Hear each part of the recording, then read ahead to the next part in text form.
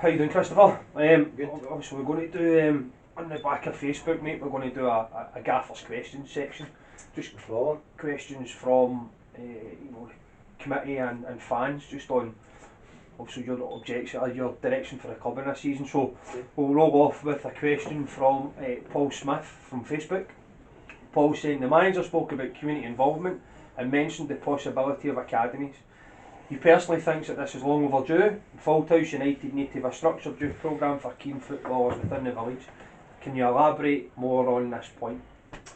Of course. So at this minute in time, one of the first things that we'd identified at the club was the fact that the club had an academy. Now, in my opinion, that shouldn't be the case, because if you have a community and you have a junior football club, you should have some sort of association between the community and the club, i.e. feeders into the club. So if you can position yourself with an academy, what it allows you to do is it allows you to get the kids involved, which also gets the parents involved, fills the place up at the junior club, but also the academy can work in conjunction with the club and just gets kids in the community playing. When you look at it, you're actually starting to see the fact that there's kids leaving the Fauldhouse community and going to the Blackburn community to play football. Now, there's got to be some sort of process in place where we actually put it under the Fauldhouse United badge. Now, it's fresh off the press, because I've actually just had a meeting this morning about it. Albeit that it's not really exactly my part of the club where I'm dealing it, but the committee have asked me if I knew anybody where we could help. So we've put some people together who have come in and have started to speak to Dave Huddleston. And Dave has also got an ongoing project down at the Eastfield Community Hub. So I think that's along the lines where the club are looking to do it, where there's a community hub, i.e. academy, and we'll feed it back into the football club. So we're at very, very early stages with it, but it's really important, because if you think about it, for example, 7s, 8s, 9s, 10s, 11s, there's loads of kids in the community and they don't come to watch Fauldhouse on a Saturday. There'd be nothing better for the kids to be running about the park at half time, or the kids to be playing soccer 7s before the game starts. So that's really where we should be as a club. So that's the aim. The club are really up for it, the community are up for it, so it's just a matter of putting the both of them together and hopefully they can strike a deal on it. Excellent, thank you. The next question is also from Facebook, and it's from Rob Mildren, and it says that during the SPFL court case last week, one of the QCs said promotion and relegation are the fundamental parts of football. They are the meat and drink of football. Where does that leave Fauldhouse United and the new manager playing in a league that neither has promotion or relegation?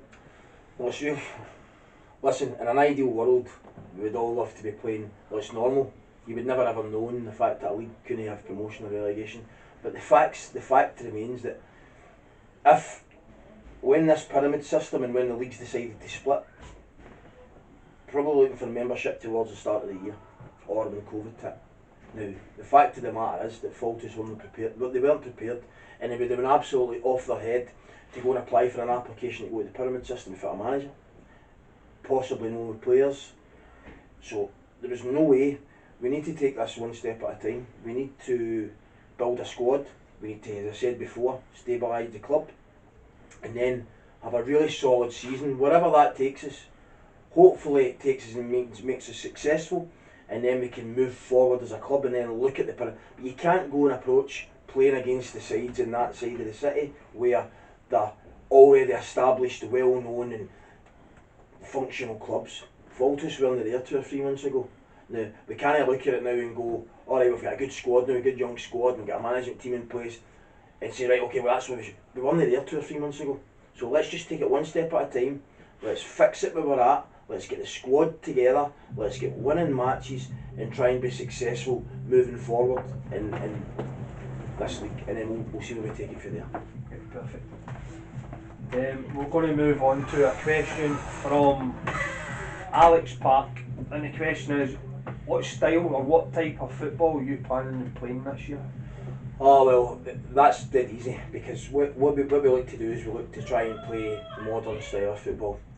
First of all, it's got to be winning football, because we're not here to get beat. Secondly, we really look to want to try and press the opponents that we're playing. But also when we're on the ball, we want to play quick passing, and we want to try and score as many goals as we possibly can. Every bit of coaching that we do and everything will be based on the grass is about moving the ball really quickly, and when we don't have it, players being really aggressive and getting the ball back. So you can be rest assured that we're going to try and pass the ball, and we're going to try and pass it quickly and get into forward areas really quickly, and when we lose it we're going to get it back very quickly. That'll be the aim. Excellent. So keeping with the theme of the squad, then we'll move on to a question from Alec Cook. And Alec's asking, do you think you have a big enough and strong enough squad to compete this season?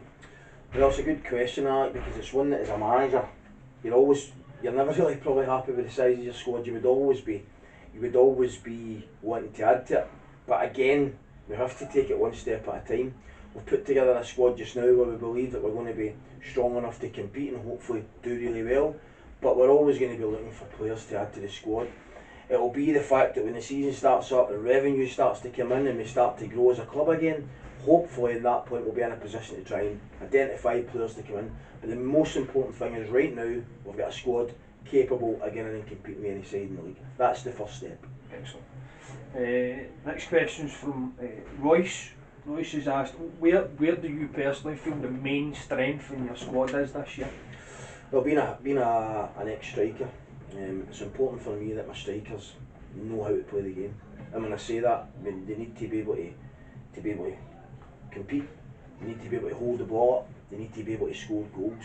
So I feel as if in Declan McDonald and I feel as if in Jake Hughes we have goals in a high number.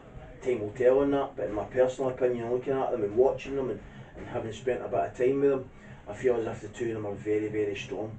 Having said that, we have a very strong midfield area. We have obviously the two years, bring a lot of experience. We have Connor and Liam and Jordan Craig, again a terrific footballer. So if anywhere, if you're going to ask me the weakness, I'd probably say we probably need another centre half, which we're working on at this minute in time.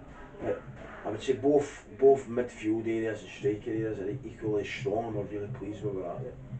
We've kind of just, there was a question came in over Twitter from John, and he was basically going to say, you know, based on the signings that you've signed, they're fantastic. He did ask if there was any weakness in the squad or areas you're still looking to improve on. You've obviously just answered that. Aye, well, in my opinion, there'll be two systems that we'll play. I won't tell you what they are just now, but the aim is to try and play two systems, and we probably need cover in the centre half area. So at this minute in time, we're looking for a centre half. We're talking to one or two, and we're trying to push one over the line. So that would be the main area just now we're looking to strengthen.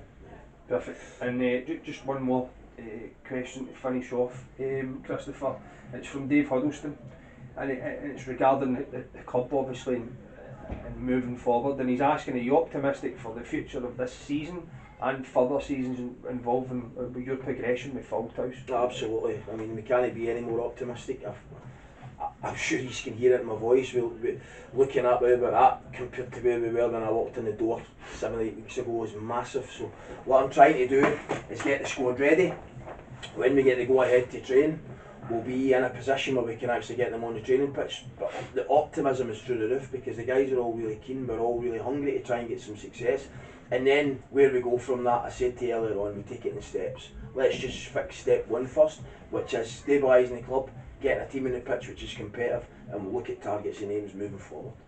Excellent. That's it for the questions, Christopher. I'd just like to thank you for your time. I know you're a busy man, and yeah, I'm sure the fans will be happy with your answers there. Thank you very much, mate. Thank you. Cheers. Thank you.